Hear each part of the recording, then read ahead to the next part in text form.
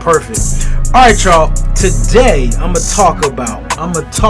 discuss, I'm gonna dish out the difference between business to business and business to consumer, and there is one that may be better for you than the other. Let's chat.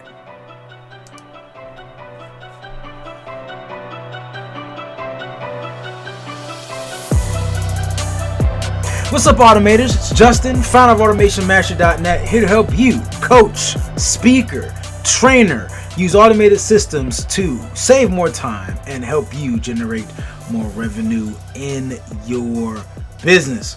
Hope you're doing well on this amazing Tuesdays. We're here for another episode of the Automation Mastery Podcast. And the question I have for you today, as y'all get ready to share, like, subscribe, follow, all that great jazz, is should us as a collective stop selling to consumers? I know that seems like a stupid question. Of course not. But again, there's context to everything. So today I want to cover why you may want to consider making a shift from business to business, or maybe making a shift to business to consumer if that's what you're doing.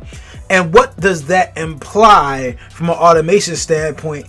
And for me, there is one slight advantage to one of these that I like over the other that I'm going to talk about here in a little bit, that could make a big difference in your business if you really are trying to get out there and make more money. And so funny enough, I'm not funny enough, and I'll explain in a second, but it's kind of really contextual to this, and I'll share it here with a moment. It's a moment I had before this live stream is.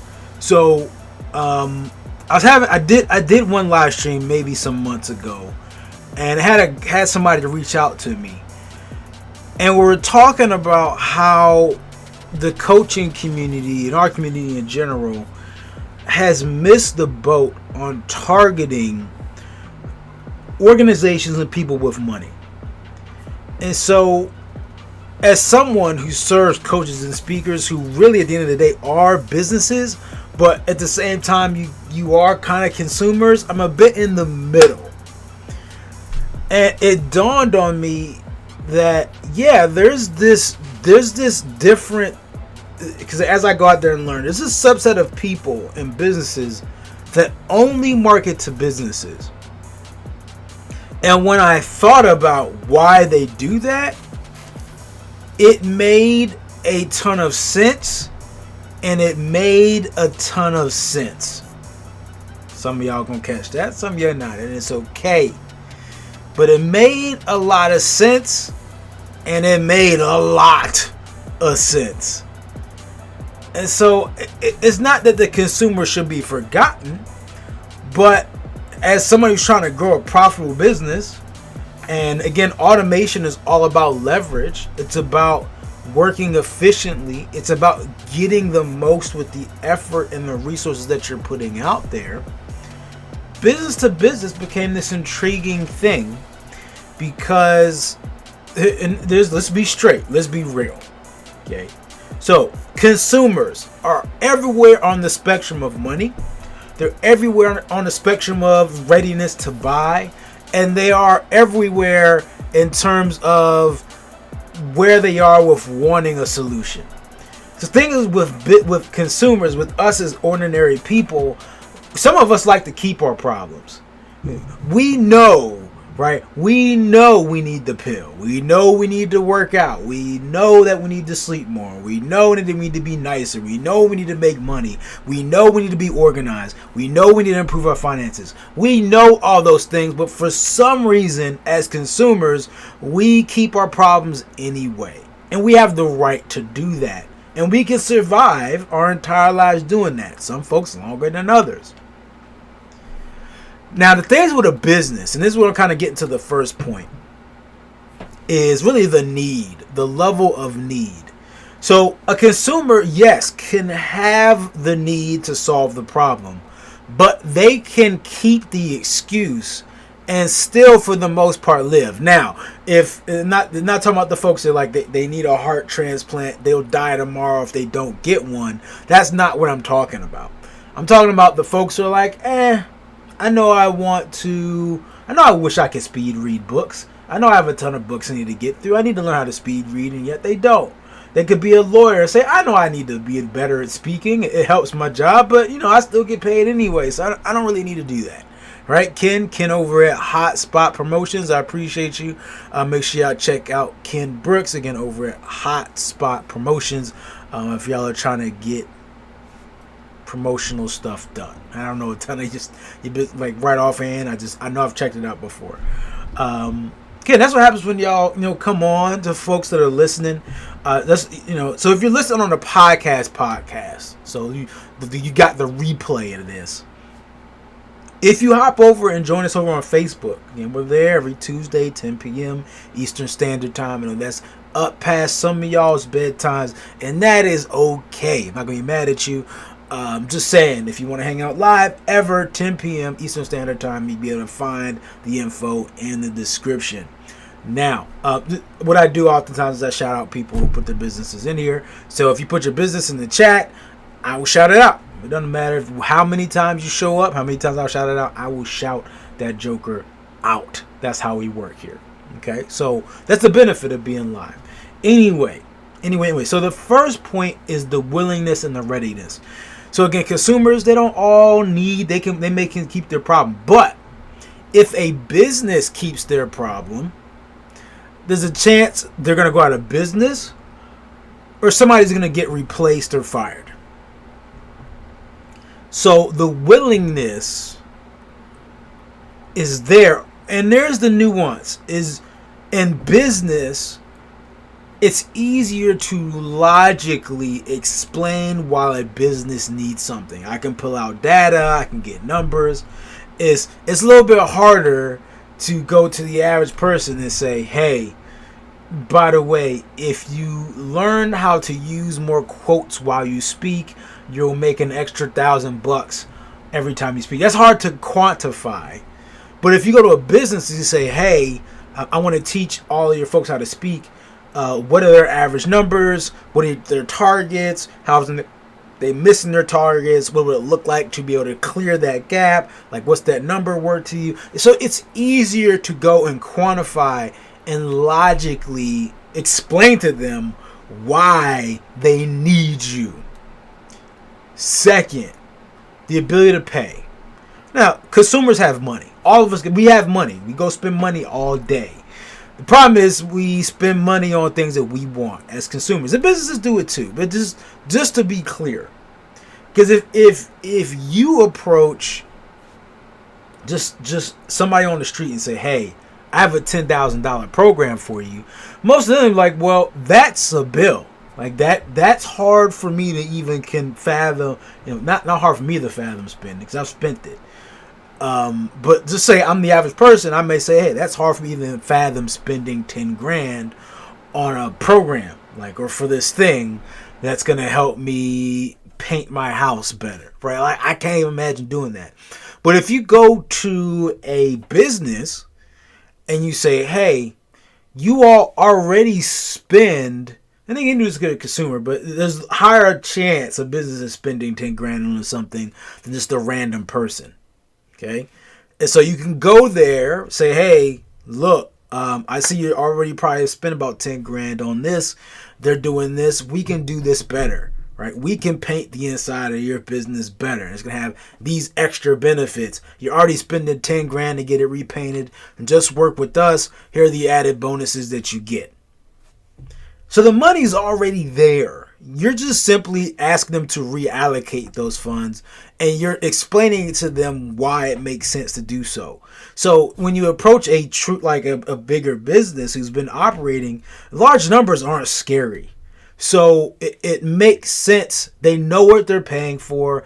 And a lot of times businesses understand that trying to haggle you down to the cheapest number or find the cheapest labor, the cheapest services, the cheapest products aren't always a solution. Not that all consumers are bargain hunters, but I like bargains. Everybody naturally like bargains. And so it's different from that standpoint versus approaching a business where they're still going to want to negotiate something, but they understand they don't need to land on the cheapest number if they know you're going to deliver the result, because they understand what the alternative looks like, likely if they've been in business for a while. So that's that piece. Now, from an automation standpoint, and this is when it really gets fun for me, right? This is when it really gets fun for me. And this is why I think one way is better than the other. Now, I'm curious, before I get to this one, let me know in the comments, again, whether you're live or on the replay, do you sell B2B or do you sell B2C? Let me know in the comments, do you sell B2B or do you sell B2C? Okay. Now, when we structure, when I talk about systems and automation, it works for both. I cover some stuff on business to business, and I cover some stuff on business to customer as well. And if y'all want to figure out how we operate, go ahead to automatewithease.com. Go through that training. It'll help you look at how you can streamline, right, your system and how you connect with your potential client. Okay.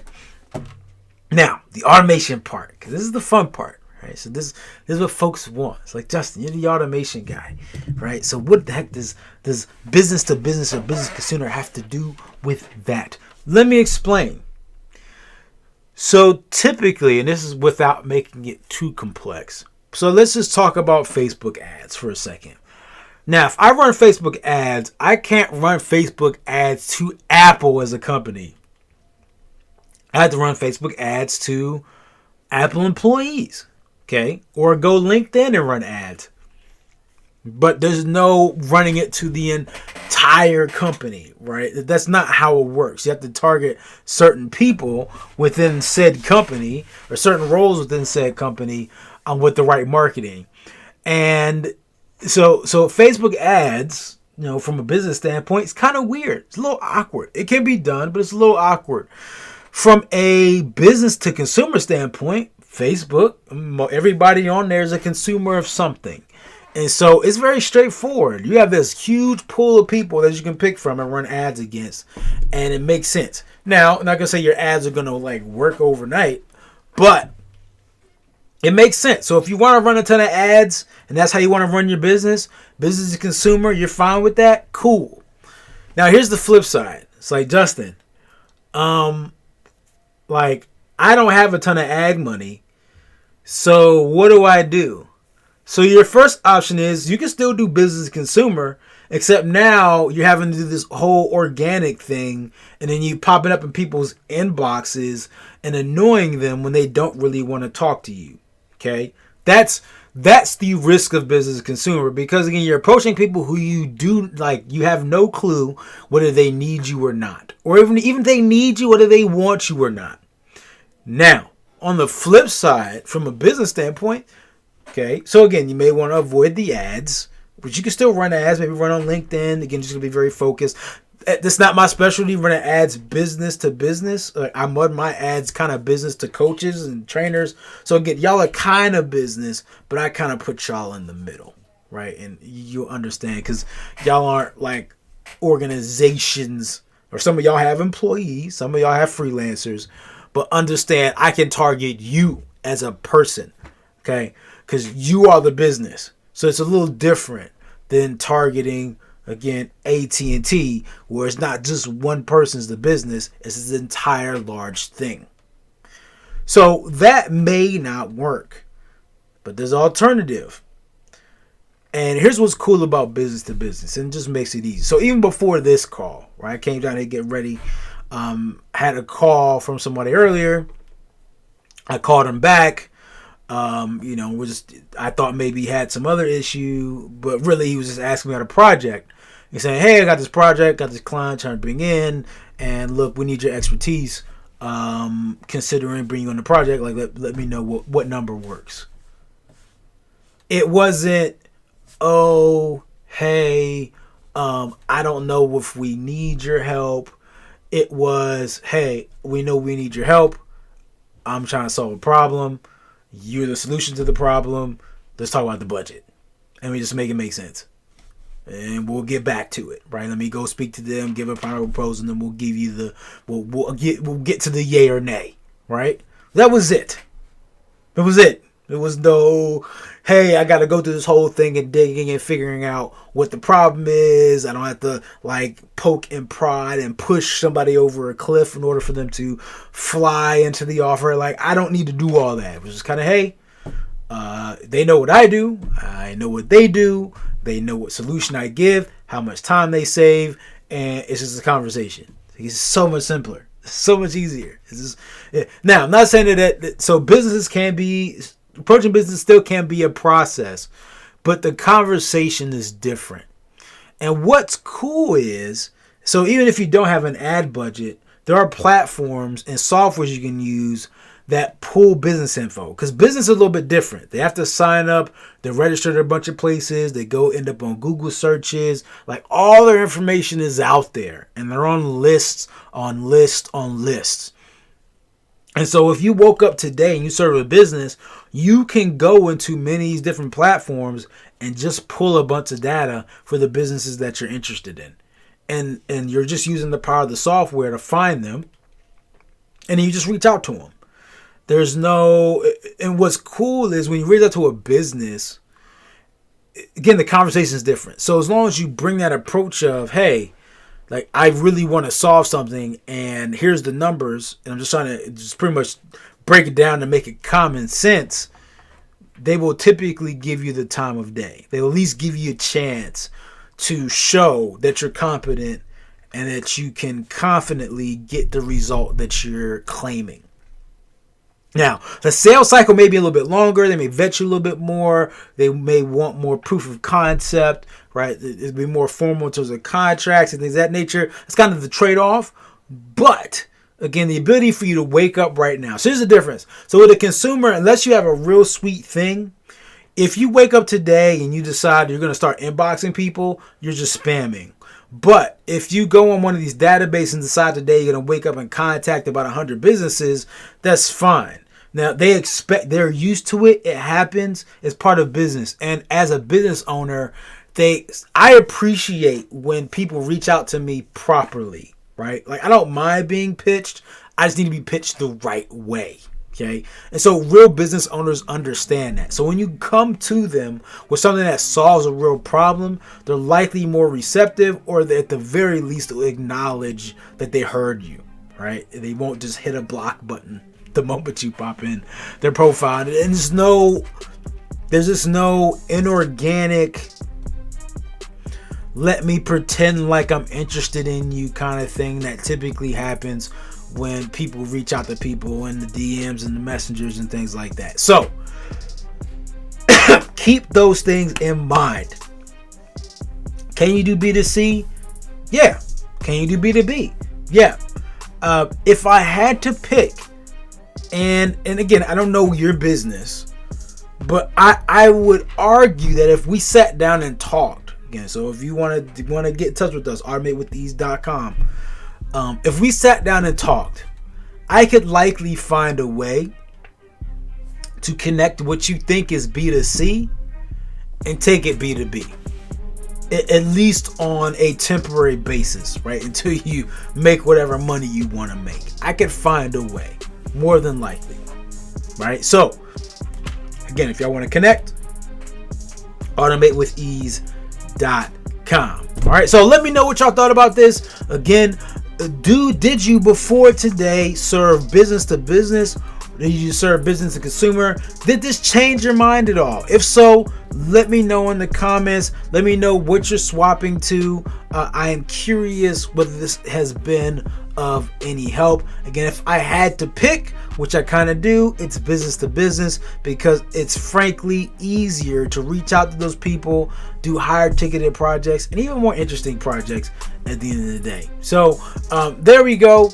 That's all said and done. I appreciate you and all that you do. Make sure you share this with a friend, a family member, and even the worst villain possible, because they need to know how to serve people too. I appreciate you and all that you do, and I'll see you in the next one. And as usual, treat each day as a building block to a better future.